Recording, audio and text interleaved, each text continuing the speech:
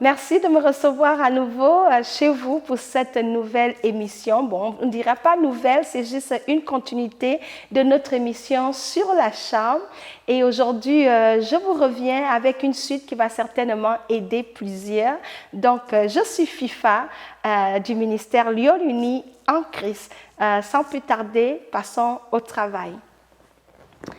Alors, aujourd'hui, nous allons parler de l'importance de la méditation. L'importance de la méditation, les bienfaits de la méditation. Pourquoi est-ce que je reviens avec la méditation et quel est le rapport avec la chambre? Donc, rapidement, je vais faire un petit rappel pour ceux qui n'ont pas regardé l'émission dans la chambre pour vous permettre de mieux me suivre. Alors, dans la dernière émission, on parlait de la chambre pour dire que c'était l'endroit secret où le Seigneur, où on devait passer un temps d'intimité seul avec Dieu. Cet endroit-là où on devait se retirer de tout pour être avec Dieu, pour prier et passer du temps seul avec Dieu. Aujourd'hui, j'apporte la méditation comme deuxième ingrédient vraiment de ce moment-là dans la présence de Dieu. Donc, avant de rentrer dans les détails, la méditation, comment il faut méditer et blablabla. Aujourd'hui, je vais commencer à nous parler de c'est quoi méditer. C'est un grand mot, on l'entend souvent et on ne comprend pas forcément. Donc, c'est quoi la méditation?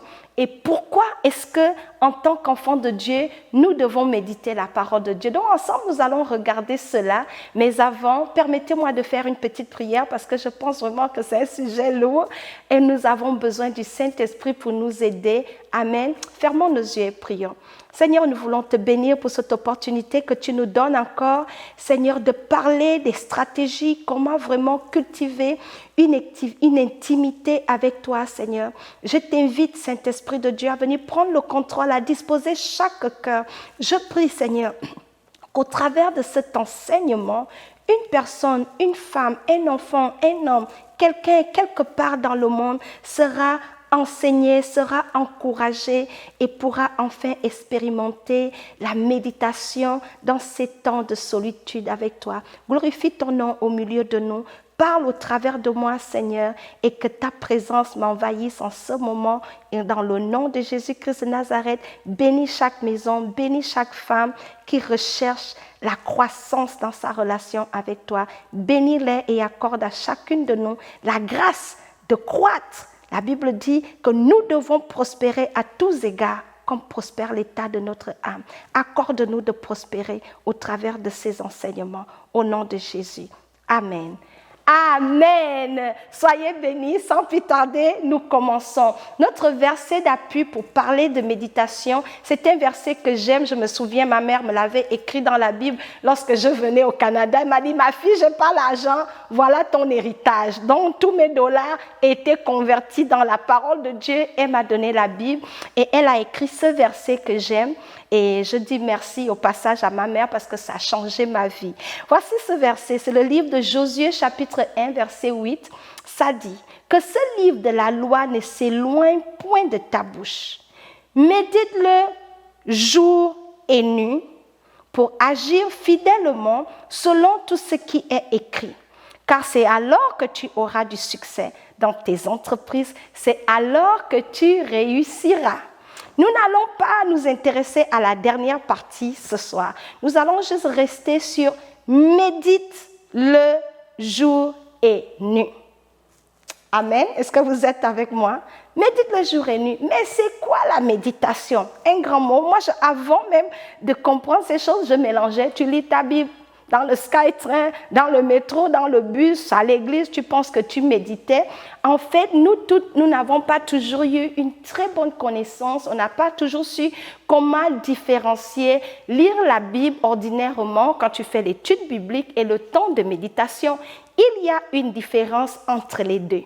Donc, en parlant de notre chambre, nous avons décrit que c'était un endroit de solitude où tu arrêtais tout pour avoir ton focus en Dieu.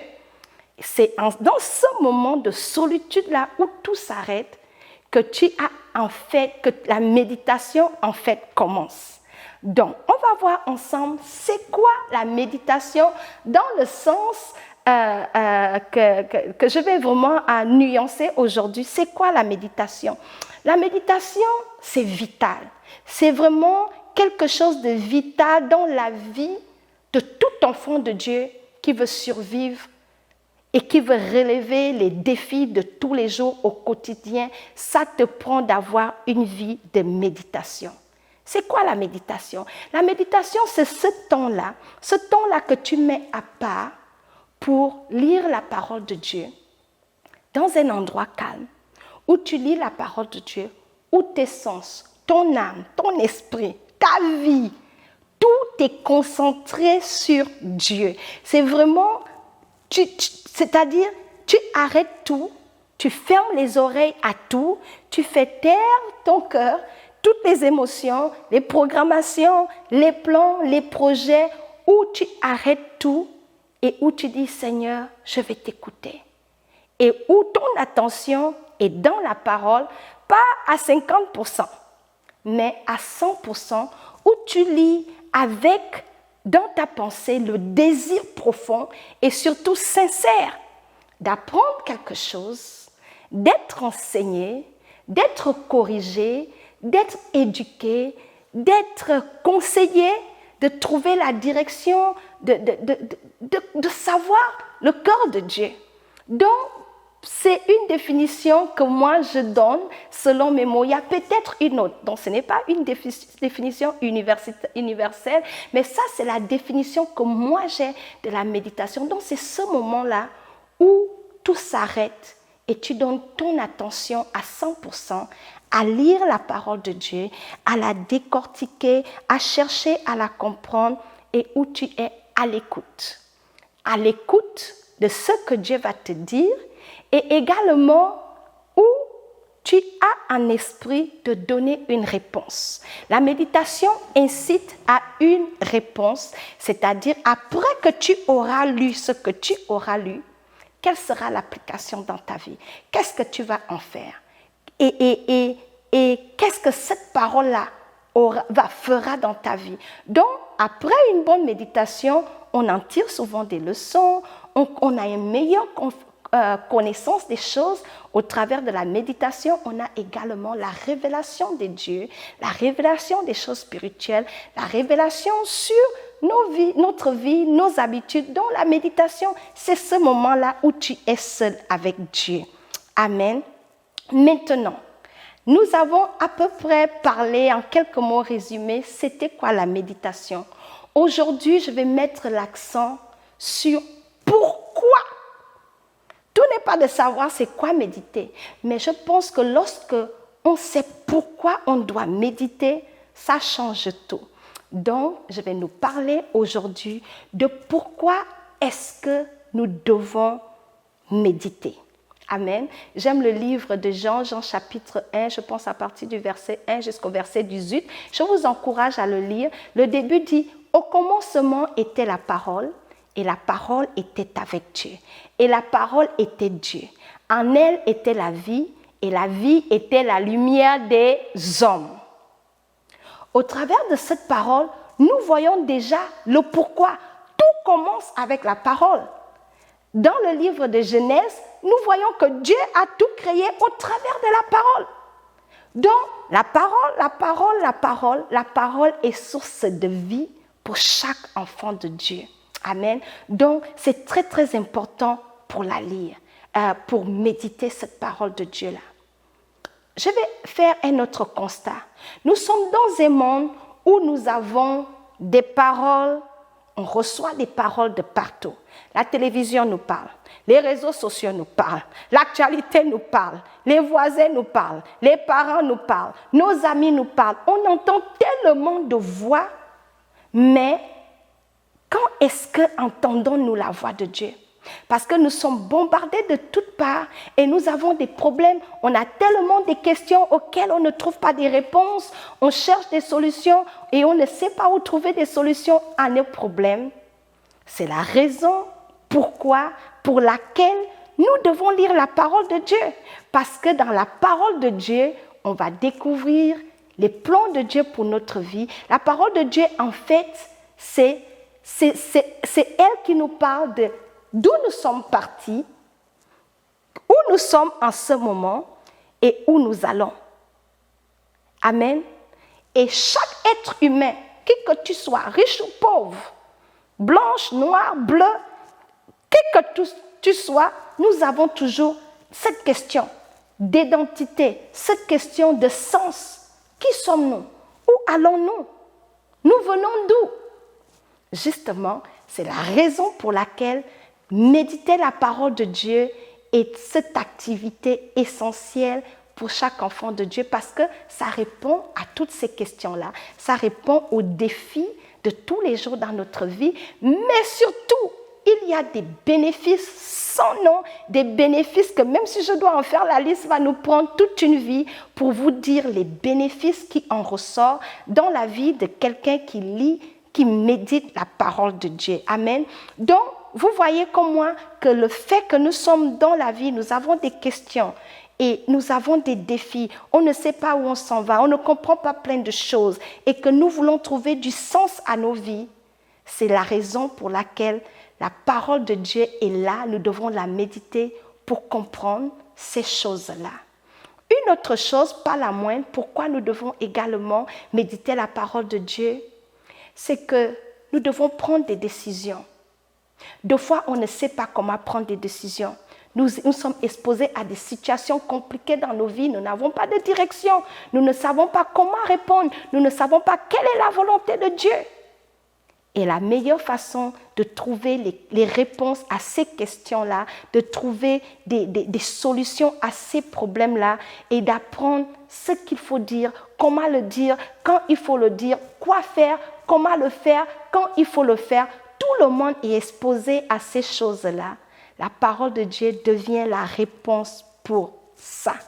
Donc, nous devons la lire. Avant d'aller dans les points, j'ai préparé comme 4 points pour nous parler vraiment de ce que la parole de Dieu fait dans notre vie et les bénéfices. J'aimerais faire un point ici très, très important. Ce point-là, c'est de dire que l'ennemi n'aime pas que nous puissions être exposés aux révélations de la parole de Dieu. Donc, il va toujours tout faire pour que nous ayons une mentalité très erronée de qu'est-ce qui est la parole de Dieu. Il va bloquer et puis étouffer notre entendement lorsque nous voyons la parole de Dieu. C'est la raison pour laquelle nous devons vraiment protéger ces moments-là. Nous devons vraiment,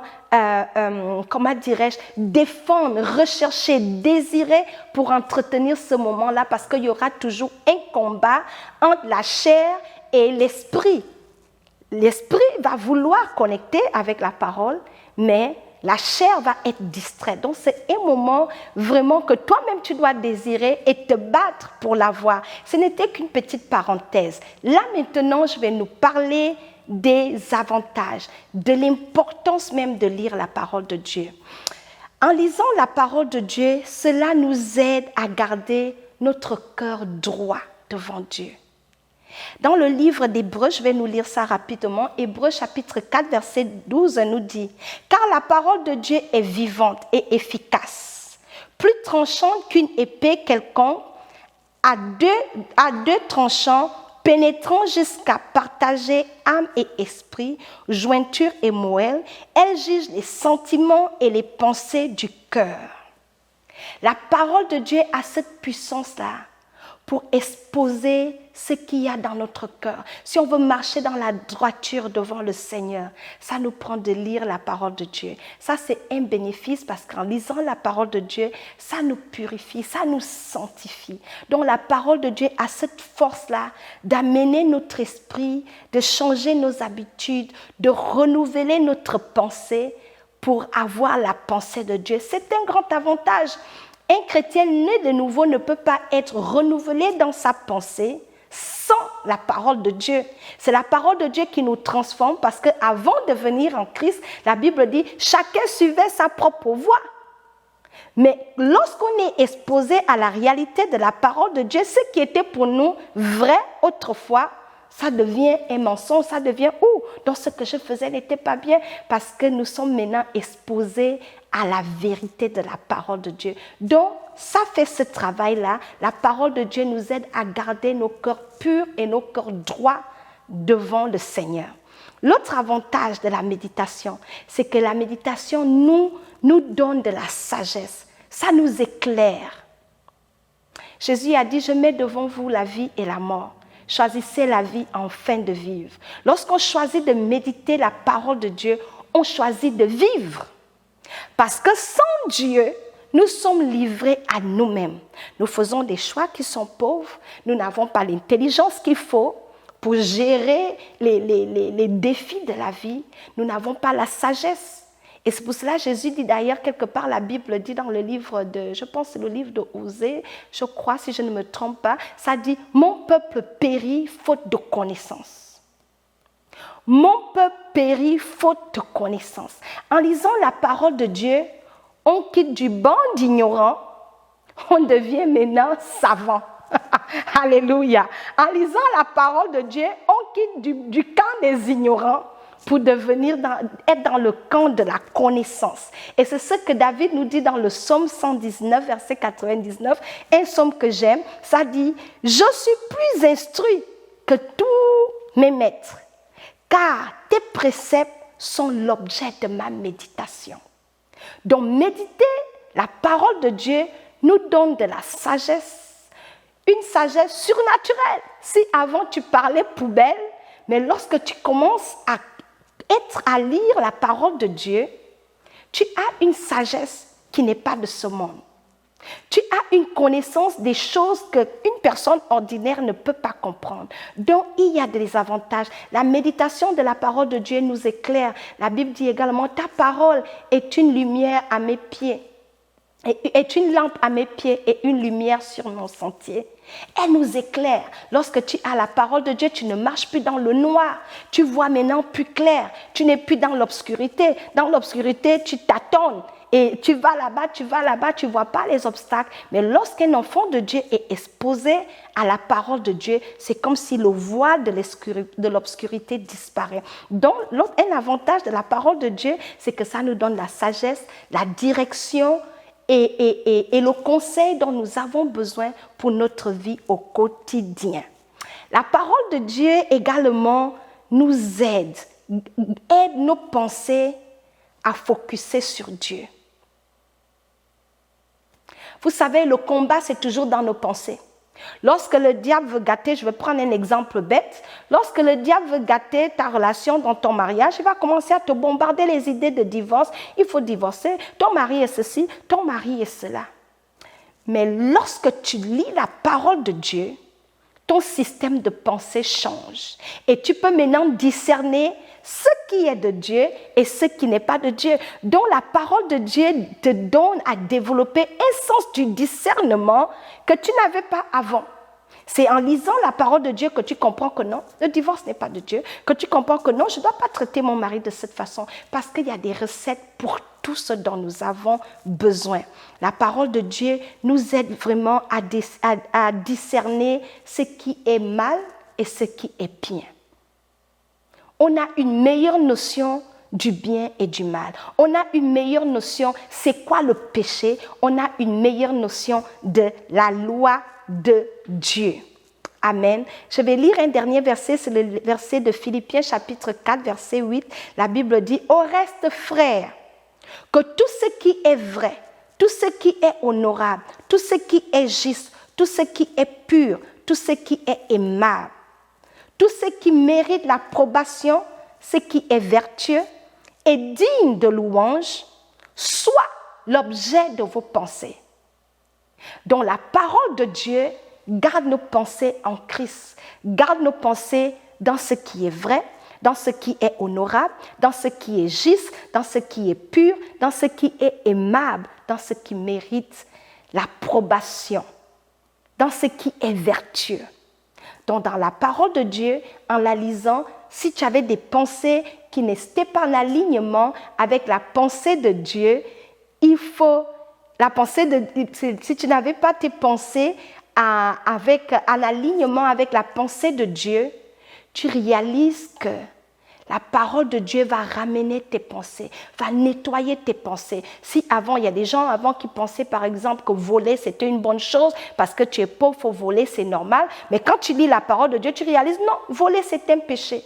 Et les voleurs n'hériteront pas le royaume des cieux. Fait que du coup, tu arrêtes de voler. C'est une révolution dans la vie d'un enfant de Dieu. La parole de Dieu c'est comme un miroir. Un miroir qui expose vraiment toi-même, qui t'expose d'abord parce que ce qui est bien avec la parole de Dieu, parce que ça commence par nous, ça nous parle et ça expose les profondeurs. Je vais vous donner un exemple, je vais vous parler des exemples. Il y a une fois, j'ai eu un petit différend avec une de mes sœurs et puis j'avais prié, je l'ai pardonné, tout allait bien. Mais le coup qu'elle m'avait fait m'avait tellement fait mal. Ça m'avait tellement fait mal, je pensais que je l'avais pardonné parce que j'avais dit, Seigneur, je la pardonne, pardonne-moi, c'est fini, tout, c'était bon. Mais un jour, pendant que je méditais, Dieu m'a parlé de l'amertume. Il m'a parlé de l'amertume dans le cœur. Je me dis, je lis, mais pendant que je lis, c'est comme Dieu m'a dit, hypocrite que tu es. Tu as dit, tu l'as pardonné. Mais en fait, j'avais juste pris le problème, j'ai mis ça dans un coin dans mon cœur, que ça là, j'ai terminé avec elle.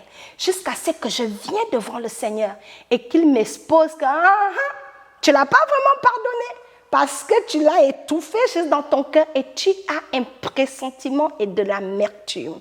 Il y a un peu la haine, il y a un soupçon que ça a même affecté votre relation. Dieu m'a dit, réponds-toi et tu vas faire l'appel à pardonner dans un amour véritable. Je vous assure, c'est comme si on ne peut pas tromper Dieu. Genre, je faisais semblant que tout allait bien, j'ai juste camouflé, vous savez, juste mettre le bandage, mais en bas, ça saignait. Ça saignait parce que le coup qu'il m'avait fait, c'était dur, c'était choquant. Mais lorsque le Seigneur m'a confronté, c'était comme un miroir et il a bien exposé, c'était la vérité. C'est en fait ce jour-là que je me suis repentie que oui, Seigneur, j'ai été kangée et tu as raison. J'ai pleuré, je me suis repentie, j'ai appelé ma soeur, j'ai fait la paix et après je me suis sentie bien. Je me suis sentie bien et suite à cet enseignement-là, je ne fais plus la place à l'amertume, c'est-à-dire je pardonne même déjà les gens avant qu'ils ne me demandent pardon pour éviter d'avoir des choses. Donc la parole de Dieu fait ça, ça expose le péché, c'est un miroir. Ou, tu sais, quand tu te mires, nous les femmes, on sait bien ce que le miroir fait. On aime se maquiller, il y a un petit bouton ici, on sait comment couvrir. La parole de Dieu, justement, c'est ce miroir-là qui expose ta vie, de l'intérieur comme à l'extérieur. Ça expose tes motifs, ça expose tes pensées, ça expose tes actions. Si tu as péché, personne ne t'a vu. Lorsque tu es dans cet endroit secret et que tu lis la parole de Dieu, le Saint-Esprit de Dieu va s'assurer à te mettre ça devant le visage que, voilà, hier tu as menti. Donc, la méditation, en fait, c'est comme avoir, on appelle ça comme un conseiller, c'est quoi le mot? C'est comme avoir un conseiller privé. En anglais, on va appeler ça comme like when you go see un mentor, quelqu'un qui peut parler dans ta vie. La parole de Dieu est vraie et elle est vivante. Lorsqu'elle te façonne, elle change ta vie. Ça veut dire que tous les boutons qui étaient cachés, que tu couvrais avec les make-up, quand tu es devant la parole de Dieu, le maquillage tombe, les mensonges tombent, la sorcellerie tombe, la méchanceté tombe. C'est l'endroit où Dieu te fait une chirurgie interne qu'aucune autre personne ne peut faire dans ta vie. Parce qu'on peut tromper les hommes. Mais lorsqu'on est dans la présence de Dieu, même les péchés que tu avais faits il y a 10 ans, il va t'amener encore ça, que 10 ans tu avais fait tel, il faut aller te demander pardon. Même si tu étais hypocrite, vous savez, nous les femmes, on aime papoter, Congo ça, ici et là. Il y a un jour, j'étais au téléphone dans un bon Congo ça, je pense il y a 3 ans. Quand j'ai raccroché, que je suis allée prier, le Saint-Esprit m'a dit, le verset sur lequel je tombe, Dieu a dit que les gens qui font le rapportage, ce verset-là, j'ai eu honte. Fait que quand tu m'appelles maintenant, là, j'abrège les Congossas parce que le Seigneur m'a exposé que parler des gens, c'est un péché. Mais avant, on dit, on est en train de parler, on ne fait aucun mal. Mais Dieu a montré que les rapporteuses n'irriteront pas le royaume des cieux. Tous ces péchés-là, tu commences maintenant à faire plus attention. Fait que si tu aimais les commérages et que le Saint-Esprit veut t'éduquer sur le congossa, ma soeur, tu ne vas plus jamais congosser. C'est ce que la parole de Dieu fait. Ça apporte la délivrance. Ça nous sort du séjour de la mort pour nous amener à la vie. Ça nous transforme. Donc ça, c'est les 4 points que je vais finir avec aujourd'hui. Lorsque nous méditons la parole de Dieu, une chose très très cruciale que ça fait dans la vie d'un enfant de Dieu, c'est qu'il y a une croissance spirituelle dans ta vie. J'ai l'habitude de dire aux gens, qui s'assemble avec Dieu le ressemble. Lorsque tu médites la parole de Dieu et que tu passes du temps seul et un temps de qualité avec le Seigneur, tu commences à le ressembler. Tu commences à aimer ce qu'il aime. Tu commences à grandir. Tes fruits sont évidents. Les gens qui te connaissaient avant sont étonnés. Quand ils te revoient, ils sont que... c'est la fille-là qui est devenue comme ça. Voici ce que la parole de Dieu fait. Ça te donne une croissance spirituelle. Tu commences à comprendre qui est Dieu et qui tu es en tant qu'enfant de Dieu. Ça change ta perception de la manière que tu regardes la vie et que tu regardes les gens que Dieu a créés. Ça change tout. Tu commences à aimer les gens. Tu commences à prier pour tes ennemis. La parole de Dieu est juste magnifique. Une autre chose, lorsque tu médites la parole de Dieu, il y a de la puissance. Tu commences à marcher dans la puissance. Parce que plus le Seigneur te sanctifie, plus tu commences à opérer comme lui. Tu commences à avoir de la puissance. Un jour, tu pries pour quelqu'un, il a mal à la tête au nom de Jésus. Bam, les maux de tête s'en vont. Et tu te demandes qu'est-ce qui se passe. En fait, le Seigneur est en train déjà de déposer, de downloader, comme on dit en anglais, de télécharger sa nature en toi. Donc, il y a de la puissance dans la méditation. Il y a également la transformation. Une transformation intérieure qui porte du fruit à l'extérieur. La transformation de ton caractère. La transformation de tes habitudes.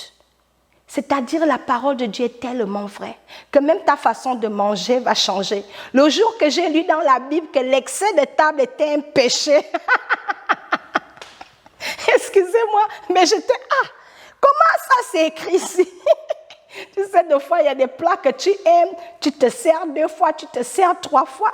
Mais dans la parole de Dieu, j'ai découvert que abuser de la nourriture, c'est un péché. Ça a changé la manière que je mange.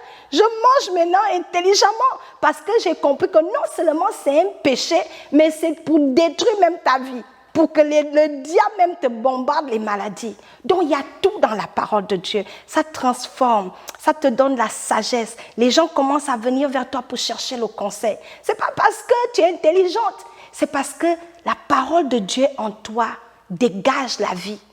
Que ceux qui ne l'avaient pas vont la trouver au travers de toi. Et ça, c'est la puissance de la parole de Dieu. Tu deviens une femme sage, ton caractère change. Si tu étais une femme qui aimait te balader de maison à maison pour aller faire le congossa, on ne te voit plus chez les gens. Subitement, tu commences à rester chez toi. Si tu es une femme, tu aimais insulter ton mari dans le quartier.